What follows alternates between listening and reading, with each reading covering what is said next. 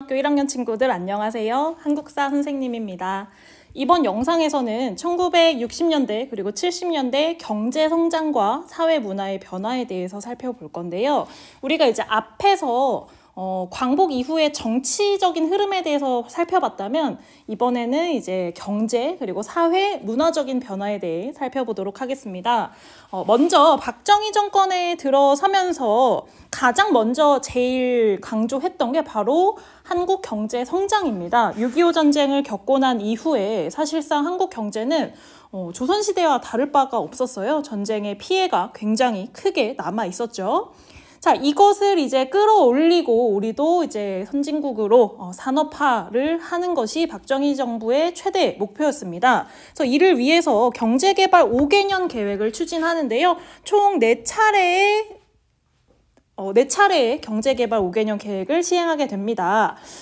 이 크게 두 파트로 나눠볼 수 있는데요. 1960년대와 70년대로 나누자면 우선 1, 2차가 추진되었던 1960년대에는 우리가 당시에 이제 경제적 상황이 어려웠기 때문에 우리가 가진 돈보다는 외국에서 돈을 빌려와서 그 돈으로 물건을 만들고 그 만든 물건을 바깥으로 수출을 하는 산업 주도로 경제를 개발하고자 했습니다. 그럼 우리가 할 수 있는 건 무엇이냐? 우리 그 당시 한국의 경제적인 장점은 뭐였냐면 노동력이 굉장히 이제 많고 임금이 좀 저렴하다는 것이 특징이죠. 그래서 이것을 이용해서 노동력을 대거 투입해서 물건을 생산하는 노동집약적 산업을 주도하게 됩니다. 그래서 뭐 가발 공장이라든지 뭐 미신 공장이라든지 재봉 공장이라든지 이런 공장들이 이제 굉장히 빠르게 들어서게 되고요. 거기다가 1960년대 우리나라가 이제 베트남 전쟁에 파병을 하면서 그것을 계기로 베트남 특수를 맞이하게 됩니다. 자, 그러면서 이러한 노동 집약적 산업을 바탕으로 이제 시멘트나 정유, 석유를 걸러서 또는 이제 가공해서 물건을 만드는 이런 자본이 투입이 되고요. 이러한 자본을 바탕으로 우리 사회에 필요한 것들을 하나씩 만들어가기 시작합니다. 대표적으로 이제 1970년에 완공된 경부고속도로가 대표적이죠. 서울과 부산을 잇는 이 경부고속국도가 건설되면서 이제 우리나라도 한 단계 이제 산업화의 단계에 발빠르게 진입을 하게 됩니다. 자, 그런데 이제 우리나라 경제가 발전하는 데는요, 우리나라만 잘 된다고 또 되는 게 아니에요. 이제 세계 경제와 또 많이 연결이 되어 있기 때문에 1960년대 말에 세계 경제가 전반적으로 침체가 되면서 더 이상 이제 외국에서 우리나라 물건 사주지 않는 거죠. 이제 수출에 어려움을 겪기 시작하고요. 외국에서 이제 돈을 끌어다 썼는데 이것을 갚는 것이 어려워지는 외채 상환 부담이 증가를 하게 됩니다. 박정희 정부에서는 이러한 경제 위기를 극복하기 위해서 창원, 지금의 이제 마산 일대죠. 남해안 지역에 자유무역 단지를 조성하고요. 여기에 투자하는 대기업에게 금융 혜택을 제공하겠다는 발표를 하게 됩니다. 이것을 이제 경제에서는 8.3 조치라고 이야기를 하는 것이죠. 자, 이렇게 1960년대에는 이제 산업화의 기반을 닦는 시기였다면 이제 1970년대에는 본격적으로 중화공업을 적극 육성하게 됩니다. 자, 대규모 공업단지를 조성하는데요. 주로 이제 어느 지역에 건설이 되냐면 남동 임해 지역. 주로 이제 뭐 마산, 창원, 부산, 뭐 경남, 울산 같은 이제 경상도 북부 지역과 남부 지역, 이제 바다와 인접한 지역에 대규모 산업단지, 공업단지가 조성이 되면서 여기서 이제 필요한 전기를 공급하기 위해서 원자력 발전소도 함께 건설이 되고 있는 것이죠. 자, 그래서 초반에 이 1960년대에 경공업 중심이었다면 이제는 중화공업으로 이제 산업의 구조가 크게 바뀌게 된 겁니다. 우리나라에서 또 세계적으로 이 당시에 인정받았던 게 이제 조선 기술이잖아요. 배를 건조하는 우리나라에서 만든 배를 해외에 수출하는 이런 산업들이 크게 성장을 하게 됩니다. 자, 하지만 경제 위기는 계속해서 찾아오게 되는데요. 제1차 석유 파동과 2차 석유 파동이 이제 세계 경제를 강타하게 됩니다. 자, 여러분, 석유가 보통 어디에서 많이 나는지 아시나요? 사우디아라비아 지역이나 뭐 아라비아 반도나 이제 중동 지역에서 석유가 많이 생산이 되는데, 이 석유라는 것이 이제 전 세계적으로 보편적으로 이제 사용이 되면서 석유가 생산되는 지역의 국가들이 이 석유를 이제 어떤 정치적인 또는 외교적인 또는 경제적인 무기로 사용을 하게 됩니다. 예를 들면 1973년대에는 이제 중동 전쟁이 일어나면서 이 중동 내에 정치적으로 혼란 그리고 이제 위기가 찾아오니까 석유 생산이 예전처럼 이렇게 원활하지 않은 거예요. 그러면서 이제 중동의 산유국들이 이제 이 석유를 수출하지 않고 이제 오히려 이제 자국 산업을 보호하는 데 사용을 하게 되죠. 다행히 우리나라에서는 이제 국내 기업들이 대규모 중동에 이제 특히 건설사를 중심으로 중동에 진출을 하면서 이제 경제 위기를 극복하게 됩니다. 그래서 여러분 할머니 할아버지 때나 이제 선생님의 부모님 세대에는 그 중동 지역으로 해외 파견을 나가는 노동자들이 굉장히 많았어요. 이분들이 이제 거기서 건물을 대규모 건물들을 지으면서 받는 임금을 이제 한국의 가족들에게 보내는데, 이것을 우리는 이제 오일머니라고 부르기도 했습니다. 자, 제2차 석유 파동은요, 석유 수출 기구에서 이제 전체적으로 석유의 가격을 인상시킨 거야. 그러니까 이제 이 석유를 수입해서 쓸 수밖에 없는 우리나라 같은 경우에는 이 직접적으로 타격을 받게 되죠. 자, 그러면서 이제 물가가 폭등하고 기업이나 공장에 부담이 증가하자, 안 그래도 지금 박정희 정권의 그 장기 집권, 영구 집권, 그리고 유신 체제에 불만을 가지고 있던 사람들이, 아니 경제 살린다고 해서 너 뽑아줬는데, 너를 지지했는데 지금 이게 뭐냐, 오히려 경제가 더 어려워지지 않았냐라고 하면서 국민의 불만이 고조되기도 하였습니다. 선생님이 이렇게 이야기를 하고 싶어요. 실제로 1960년대와 70년대를 거치면서 우리나라는 굉장히 빠르게 산업화를 한 것은 사실입니다. 이것은 정말 부정할 수 없는 사실이고요. 이전에 6.25 전쟁이 끝나고 나서 아무것도 없던 이 한반도를 오늘날 이렇게 우리가 선진국의 대열에 올라가게 된 것에는 분명히 이 시기를 극복하셨던 우리의 어머니, 아버지, 선조들이 계셨기 때문인데요. 항상 이런 밝은 면에는 어둠, 그림자가 있기에 마련이잖아요. 경제가 빠르게 성장하면서 반드시 생길 수밖에 없는 문제들은 오히려 좀 지나치게 됩니다. 지금 우리는 성장을 해야 되기 때문에 그런 문제는 신경 쓸 겨를이 없어 라고 하면서 거기에 수반되는 부작용들이 제대로 처리가 안 되는 문제가 생기는데요. 대표적으로 이제 성장의 혜택이 한 곳에만 치우치는 문제가 발생합니다. 아무래도 이제 성장의 혜택을 받는 사람들, 뭐 대기업이라든지 큰 공장이라든지 이런 사람들, 그리고 이제 농촌보다는 도시에 사는 사람들이 이 경제 성장의 혜택을 받게 되면서 빈부격차라든지 지역 간 격차, 도시 농촌 간 소득 격차가 생깁니다. 거기에 이 정부가 경제 개발을 주도하면서 정부의 연줄이 있는 경제인들이 이제 정부에 로비를 한다든지 뭐 뇌물을 준다든지 하는 식으로 중요한 혜택들을 다 가져가게 됩니다. 이런 현상을 우린 정경유착이라고 하는데요. 정치와 경제가 끈끈이 이제 연결이 되는 것은 어떻게 보면 좋은 일일 수도 있지만 안 좋은 부작용, 비리 같은 것이 많이 발생을 합니다. 그리고 주요 기업이 중요한 산업이라든지 이런 것들을 독점하기도 하고요. 그러면서 우리 경제는 재벌 중심의 기업 문화가 형성이 됩니다. 자, 그리고 이제 경제 성장의 핵심이 우리는 수출 위주다 보니까 이제 바깥에서 돈을 투자를 받아서 그걸로 공장을 지어서 거기서 물건을 만들어서 수출을 하는 이 구조이다 보니까 우리나라 자체의 경제보다는 외국 경제의 대외 의존도가 굉장히 심화되면서 외국 경제가 흔들리면 우리나라는 더 크게 흔들리는 그런 문제점도 발생을 하죠. 거기에 이제 농촌 문제도 함께 발생합니다. 앞에서 말했듯이 이 성장의 핵심이 도시와 소수 기업에만 이제 쉽게 말하면 몰빵이 된 거죠. 그러면서 여기에 소외된 농촌들이 발생을 하는데요. 대표적으로 이제 이 당시에 경부고속도로가 생겼다고 했잖아요. 서울과 부산을 잇는 이 고속도로가 지나가는 지역들은 빠르게 도시로 성장을 합니다. 뭐 대표적으로 대구라든지 구미라든지 뭐 부산이라든지 이런 건 말할 것도 없고요. 하지만 일단 도로가 잘 깔려 있지 않은 이제 특히 전라도 지역은 여전히 경상도 지역과 비교해서 오늘날에도 이제 지역 차이가 굉장히 심한데요.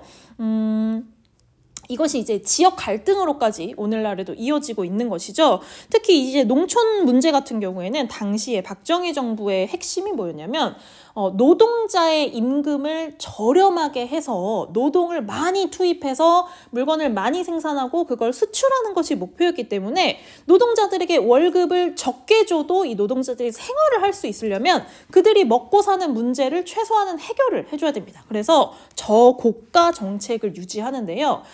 사람이 사는데 먹고 사는데 필요한 이 식량의 가격을 최소한으로 낮추는 겁니다.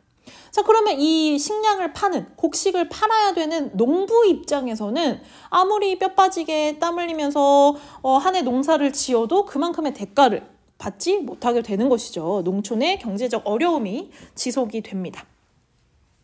자, 그래서 이 성장에서 소외된 농촌에 이제 한번 활기를 불어 넣어보자라고 해서 실시했던 것이 바로 새마을 운동입니다. 한 번쯤 다 들어보셨을 거예요.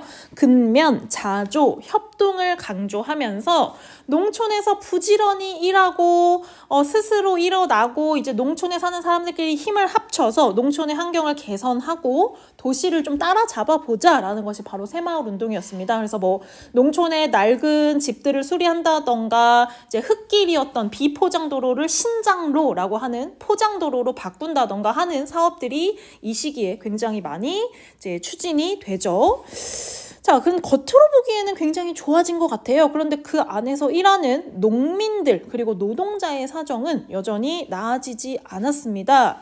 여전히 농민들 그리고 노동자에 대한 처우는요 개선되지 않았고요. 저임금 정책을 유지하면서 저임금, 월급을 적게 주니까 당연히 근무 환경이 좋을 수가 없겠죠. 근데 일을 하면서 이게 내가 생활이기 때문에 노동자의 생존권까지 위협이 받게 됩니다. 그래서 노동자의 권리를 보장하라고 외치면서 박정희 대통령에게 편지를 쓰고 많은 요구를 했지만 그 요구가 받아들여지지 않자 결국 이제 분신 투쟁을 하셨던 분이 계시죠. 바로 전태일 열사인데요.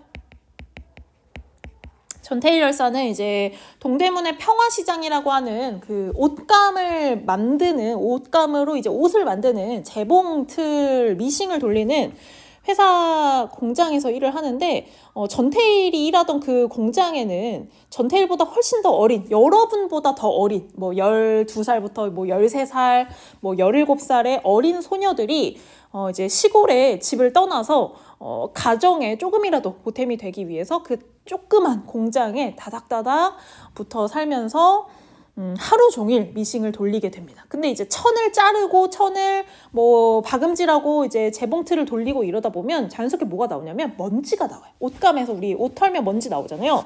근데 그 노동 환경이 어땠냐면 공장에 창문도 제대로 하나 없어. 환기도 제대로 안 되고 하루에 16시간씩 그 미싱을 돌려야 됩니다. 그러면 뭐가 가장 먼저 망가지냐면 폐가 망가집니다. 이제 먼지를 하루 종일 마시다 보니까 뭐 지금처럼 마스크나 뭐 공기청정기 이런 거는 꿈도 못 꾸던 시대죠. 자, 그런데 그렇게 일을 하면 회사에서 이 사람들을 이제 합당하게 대우를 해줘야 될 거 아니야? 자본주의 기본이 뭐야? 내가 일한 만큼 돈을 받아야 되는데 이에 대한 합당한 보상이라든지 뭐 휴가라든지 이런 것들이 제대로 제공이 되지 않습니다. 더군다나 이 노동자들은 자신들이 어떤 처우를 받을 수 있는지, 자신들에게 어떤 권리가 있는지조차 제대로 알지 못했어요. 알지 못하면 아무도 보장해주지 않잖아요. 그래서 당시 이제 근로기준법에 대해서 관심을 갖게 된 전태일이 너무나 오늘날 현실 한국 사회에는 근로기준법을 준수하지 않는 공장들이 너무 많다.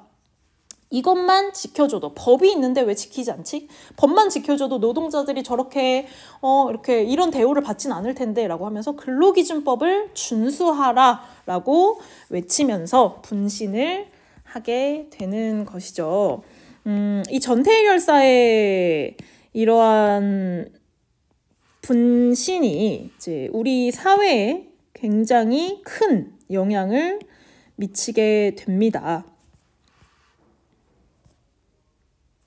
네, 여러분 교과서 273쪽에 전태일 동상과 전태일 열사가 이제 박정희 대통령에게 보낸 탄원서가 있는데요. 그들의 요구가 오늘날 생각하면 정말 말도 안 되는 요구예요. 예를 들면 저희들의 요구는 1일 14시간의 작업시간을 단축하십시오. 1일 10시간에서 12시간으로 2시간만 줄여달라는 거야. 한 달에 일요일마다 쉬고 싶다.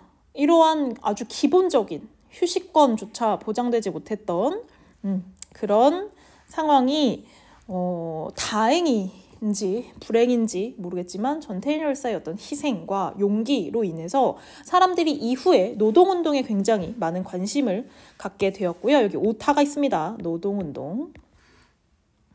그리고 이제 이런 박정희 정권의 어떤 모순, 경제 성장의 그림자를 직격탄으로 비판했던 사건이 여러분도 아시겠지만 YH 무역 사건이죠. 결국 이제 YH 무역 사건을 계기로 유신체제의 동요가 시작이 되고 11.6 사태까지 이어지게 되었다는 걸 우리가 배웠습니다. 자, 다음 장으로 넘어가겠습니다. 다음 장에는요, 이제 산업화 도시화에 따른 사회 그리고 문화의 변화를 빠르게 살펴볼 건데요. 우리가 이미 통합사회 시간에서 관련된 내용들을 배워서 새로운 내용은 아니에요. 자, 도시화가 진행되면서 대도시나 신흥도시들이 생기고 인구가 빠르게 이동을 합니다. 우리가 이걸 뭐라고 합니까? 이촌향도 현상이라고 하죠. 자, 그런데 도시의 인구가 도시가 수용할 수 있는 인원보다 훨씬 더 많은 인구들이 빠르게 몰리면서 주택이 부족하다거나 도시에서 소외되는 빈민 문제가 발생을 합니다. 자, 이 도시 빈민 문제는요, 어떤 사건으로까지 이어지냐면 1971년에 광주 대단지 사건까지 이어지는데요. 핵심은 뭐냐면 그 당시 서울에 사람들이 너무 몰리고 서울 인구가 이제 막 터져 나가니까 정부에서 서울에 사는 사람들한테 그 이제 여기에서 말하는 광주는요, 이제 경기도 광주입니다. 그 전라도 광주가 아니라 광주에 신도시를 세울 건데 여기로 이주를 하면 너네 집도 새 집 새로 싹 지어주고 여기서 이제 출퇴근하기에 너무 좋게 환경을 다 꾸려줄 테니까 자, 여기로 이사하세요라고 적극적으로 사람들을 이사를 시킵니다. 자, 그런데 문제는 10만 명이 광주로 이사는 갔는데 약속했던 아파트, 주택, 뭐 도로, 뭐 하물며 슈퍼 이런 게 하나도 없는 그냥 깡 시골인 거야. 거기 가서 그냥 살라는 거야. 이사를 하고 났더니 뒤에 책임진다는 약속은 하나도 지키지 않았죠. 결국 이제 당장 내일부터 이사를 왔는데 내일부터 출근을 해야 되는데 한 3-4시간씩 걸려서 출근을 해야 되는 상황인 거죠. 어떻게 난 정부를 믿고 왔는데. 그래서 이 광주로 이사를 간 서울 시민들이 이제 집단으로 반발하면서 이렇게 대단지 사건이 벌어졌던 모습도 있습니다. 우리 현대사회의 또 다른 아픔이었죠. 자, 여러분, 산업화가 진행되면 사람들의 생활 수준이 굉장히 빠르게 향상이 되는데요. 일단 소비와 주거 형태가 변화합니다. 이제 각 집마다 라디오라든지 텔레비전이라든지 뭐 세탁기 같은 가전제품이 하나 둘씩 들어오게 되고요. 집도 옛날에는 이제 단독주택에 뭐 이제 대가족들이 할머니, 할아버지, 아들, 자식, 손자까지 같이 살았다면 이제는 이제 공동주택, 아파트라든지 연립주택 같은 주택이 등장하고요. 가정생활이 이제 옛날 집 보면 할머니 집 보면 거실보다는 안방에 모여서 밥 먹고 안방에서 같이 얘기하고 이런 문화였는데 이제 거실이라는 공간이 생기기 시작을 합니다. 이제 약간 주택에도 서구화가 진행이 된 거죠. 자, 그리고 이제 인구가 빠르게 급증을 하면서 당시 우리나라에 이제 쌀이 굉장히 부족한 시절이 있었는데요. 정부에서 혼식이라든지 분식을 적극 장려합니다. 혼식은 뭐냐면 쌀밥에다가 잡곡을 섞어서 먹어야 되는 거예요. 콩이라든지 보리라든지 이거를 약간 법적으로 규칙으로 정해가지고 뭐 하루에 한 끼는 보리밥을 먹어야 되고, 분식은 뭐냐면 밀가루로 만든 음식을 먹으라는 거죠. 쌀이 부족하니까. 그래서 혹시 그 유튜버 아세요? 유튜브에 이제 박막래 할머니 계시는데 혹시 보셨는지 모르겠어요. 박막래 할머니가 이제 밀가루로 만든 음식을 굉장히 좋아하세요. 뭐 칼국수도 좋아하시고 그 수제비도 좋아하시고 이런데, 왜 그러냐면 어릴 때 그런 걸 먹을 수밖에 없었어. 이 학교라든지 뭐 이제 동네에서도 쌀보다는 밀가루가 훨씬 더 많이 보급이 되고, 그래서 밀가루로 어떻게 하면 배를 채울 수 있을까 하다가 수제비라든지 뭐 칼국수라든지 이런 음식들이 생기게 된 거죠. 자, 다행히 이제 1970년대 중반이 되면 이제 우리나라에도 우리나라 기후에 맞게 잘 자라고 많이 생산되는 통일벼라는 품종이 보급이 되면서 1970년대 중반에는 쌀 자급을 달성하게 됩니다.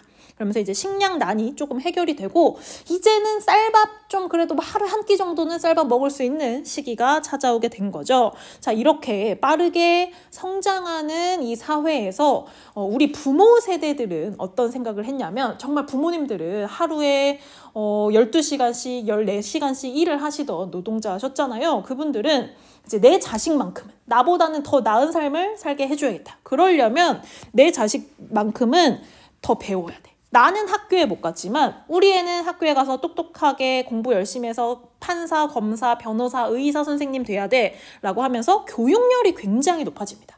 전 세계적으로 우리나라, 한국의 교육열은요, 정말 손에 꼽히는 수준인데요. 그러면서 이제 과도한 입시 경쟁이 이제 심화가 됩니다. 사실 요거는 오늘날에도, 그쵸, 수능 이제 얼마 안 남았는데요. 어떻게 보면 좋은 학벌, 좋은 학력을 가지는 것이 어떤 그 사람의 능력으로 평가를 받게 되면서 그렇게 좀 과도하게 입시가 좀 과열이 됐죠. 그러면서 이러한 입시 과열을 좀 완화하기 위해서 중학교 무시험 추첨제를 도입합니다. 여러분에겐 좀 생소할 수도 있겠어요. 여러분은 중학교 올 때 시험 보고 왔나요? 중학교 올 때 뭐 어떻게 왔어? 그냥 집 근처에 가까운 중학교 이렇게 배정되지 않나요? 이 당시에는 중학교부터 시험을 봐서 갔어요. 그래서 시험 성적이 높은 애가 뭐 좋은 학교에 가고 1등부터 쭉쭉쭉 이렇게 학교를 갔는데, 이제는 중학교도 추첨으로 뽑겠다. 뺑뺑이를 돌린다라고 하죠. 그 뺑뺑이를 돌린다는 말이 여기서 나온 겁니다. 각 학교의 번호를 적은 굿을 넣어서 학생이 지금 이제 자기가 갈 번호를 요걸 돌려가지고 여기 구멍으로 구슬이 쏙 나오면은 이제 그 번호에 맞는 학교를 딱 가는 거야. 그래서 뺑뺑이를 돌린다라는 신조어가 이때 생기기 시작했고요. 그 다음에 대도시에서는 대도시를 중심으로 고교 평준화가 실시됩니다. 여러분 고등학교 지금 청주고등학교 왔을 때도 그냥 이제 1지망부터 7지망까지 지망 써가지고 내 내신 성적에 따라서 이렇게 뺑뺑이 돌려서 온 거잖아요. 근데 이 당시엔 어땠냐면 고등학교 가는 것도 고입 시험이라는 게 있었어. 고입 시험을 보기 위해서 우리가 수능 보듯이 그 당시에는 중학교에도 모의고사가 있었다고 합니다. 여러분 오해하지 마세요. 선생님은 그런 세대가 아니고요. 그 네이버 웹툰 중에, 갑자기 홍보인데 네이버 웹툰 중에 그 되게 재밌는 웹툰이 있는데 이름이 생각이 안 나는데, 요 시대를 배경으로 한 그 웹툰이거든요. 근데 이제 거기에 중학생인데 고등학교에 가기 위해서 모의고사를 보는, 그 고입 시험을 위해서 모의고사를 보는 그런 내용이 나옵니다. 제목이 뭐냐? 세기말 풋사과 보습학원. 여러분한테 살짝 그 공감 안 될 수도 있는데 혹시 관심 있으시면 한번 찾아보세요. 자, 그리고 이제 좀 경제적으로 약간 안정이 찾아오면서 대중문화라는 것이 발달이 됩니다. 아까 위에서 봤듯이 뭐 라디오라든지 텔레비전이 보급이 되면서 사람들에게 이제 유행이라는 것이 생기게 되고요. 서구 문화가 이제 들어오기 시작합니다. 뭐 해외 영화라든지 해외 가수라든지 뭐 해외 음반 이런 것들이 들어오면서 우리나라에서는 통기타와 청바지로 대변되는 청년 문화가 형성이 됩니다. 그래서 이 당시 이제 어른들은 그 청바지 입고 청자켓 입고 청청 패션으로 통기타 딱 메고 이제 잠자리 안경 쓰고 이제 노래 부르면서 MT 가고 요렇게 이런 것이 유행이 됐고요. 자, 그런데 이런 문화에서 청년의 문화, 이제 아무래도 좀 진보적이고 사회 비판적인 목소리를 내게 되잖아요. 그러면서 이 유신 정권에서 이런 청년 문화가 정부를 비판하는 내용을 담고 있진 않은지 검열을 하게 됩니다.